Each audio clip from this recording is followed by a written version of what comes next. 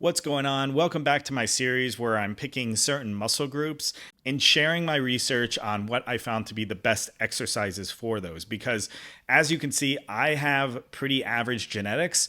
And with that being said, it basically forces me to dive deeper into the science. I can't just do ego lifting and basically hope for the best. I have to actually be a little bit more strategic in getting results. And so through this process, I want to share what I found to be some of the most effective and best and smartest and most time-saving exercises specifically for the back muscles. Let's get into it.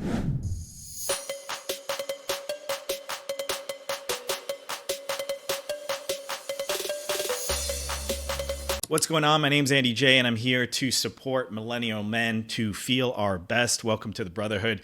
Like I said before, today we're going to be looking at back exercises and which ones are the best ones for you, no matter what kind of genetics you have. So these are going to help you save time and get you results. Now, before jumping in, don't forget to hit that bell icon and like this post. Also, comment below and let me know of any type of exercises you really like for back.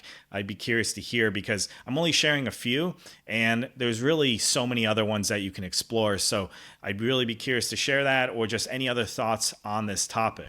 So before getting into the exercises, I want to go over just a little bit of anatomy just to get an idea of what we're talking about here and what muscles are going to be specifically targeted when we're talking about back. Some key ones to focus on is the latissimus dorsi. So that's the one that's really going to be helping with the width of the back. Then there's the trapezius muscles, which generally is connected to more thickness of the back and posture. The rhomboid muscles, which are kind of like mid upper neck area that sort of help stabilize the neck and shoulders. And then there's the erector spinae muscles, which go down the spine and they're used for obviously spinal flexion and stability. So understanding these muscles and where they are in the body is really important because then when you're doing some of these exercises, you can try to sort of focus your mind onto those muscles and feel like and actually sort of tune in to see if they're actually being activated when you're doing these exercises. That will help a lot in challenging them and allowing them to grow larger. So as far as exercise goes, like I said, there's so many different ones that work really well, but some of the ones that I found to be, I can just really feel it into different areas of my back. 3 particular exercises that I like a lot. One of them is going to be the single arm machine pull down. So in order to do this particular exercise, you need one of those pull down machines that actually have 2 hook areas. And so I'll try to put a picture up here of the one that I use at my gym. You want to set the pad so you're really locked in, you're not being pulled up. And then you're going to use handles on each of those hooks. The key thing here is you're going to reach across to the other side and grab that handle. So that's going to cause you to reach over. So then when you pull down, you're able to pull across the body, which will allow you to get a little bit more of a stretch into particularly your lats and then help challenge that muscle a little bit more. So when you do that, you want to grab up. Sometimes you may even want to have to stand and grab it, then sit and get back under the pad. But then once you're in a good position and you're holding that handle, you want to make sure your palm is facing away from your body, sort of how I'm positioning myself right here. And hopefully there's a video up right now showing you that. And then when you pull down, you want to come across your body and then almost like you're driving your elbow down towards your side and towards your waist.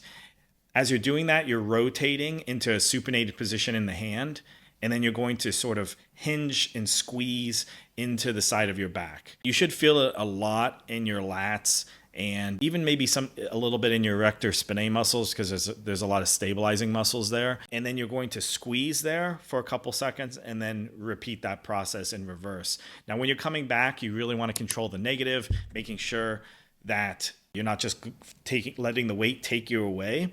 And then find a weight that's not extremely heavy at first so you can get a feel of the movement.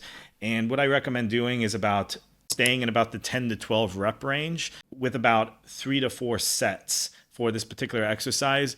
And then try to challenge yourself enough that the weight's heavy enough that at least on the final set, you go to muscle failure. The next exercise is the single arm row. Now, I didn't mention this in the previous exercise, but with any bilateral exercise where you're using only one arm at a time, you want to focus on starting on the weaker side. So Generally speaking, if like you're right-handed, you want to start on the left side. If you're left-handed, start on the right side, or just whatever you notice is your weaker side. Start there first, and then you want to mirror that amount of reps. So for example, if you start on the left side and you're able to go to about 10 reps for that particular set, even if you feel like you're stronger on the right side and you can do more, end at the 10 reps, because that will help allow more muscle balancing to occur. Very, very important. And this is one of the benefits of these bilateral exercises. It will create more muscle balance in your body, which is very good for preventing injury. So anyway, with the single arm cable row, again, same thing. Start on the weaker side. So for example, for me, I'm right-handed, so I always start on the left side. And then you want to set up a handle. I prefer cable machines for this. You can use other types of exercises and adapt this. You can even do free weights with this, but I do prefer using the cable because the resistance curve is even throughout both the positive and the negative phase. You can also use a chest pad, which is good for more stability, but not necessary. Usually I don't use a chest pad. And then to get started, you want to pin the starting position in its lowest position. So there's a little bit of a stretch going down, but depending on the machine, you may be a little bit higher.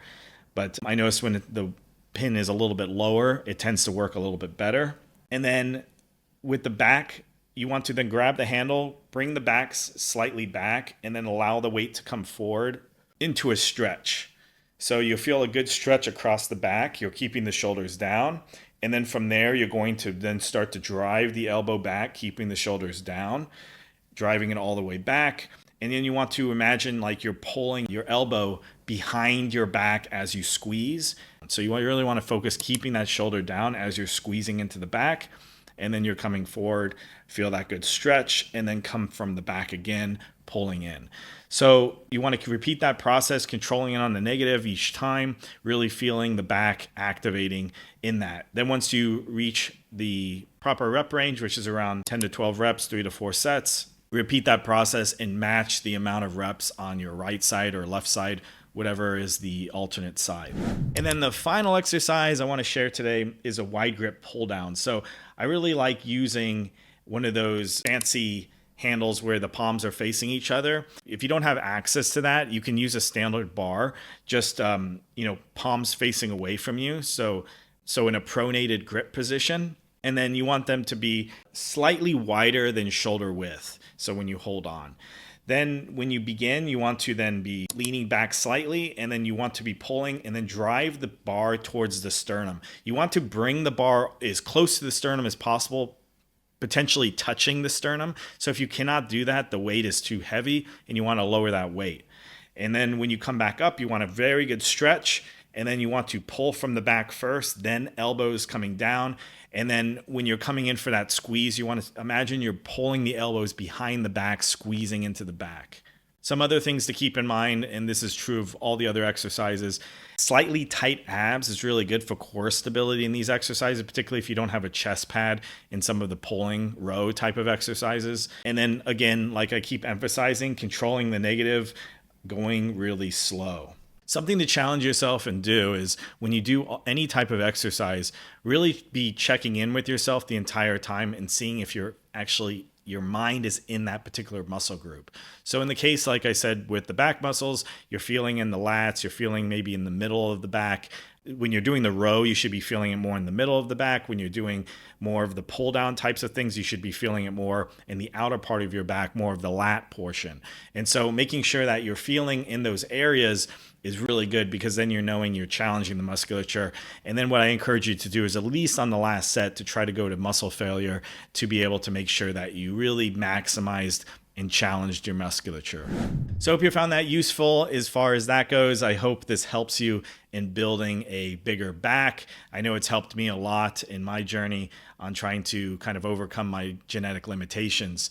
So again, let me know if you have any questions. Drop a comment below. Don't forget to like and hit that bell icon and subscribe if you haven't already, to get some notifications. And I think that's it for now. I hope you're having a fantastic day, and I will talk to you soon.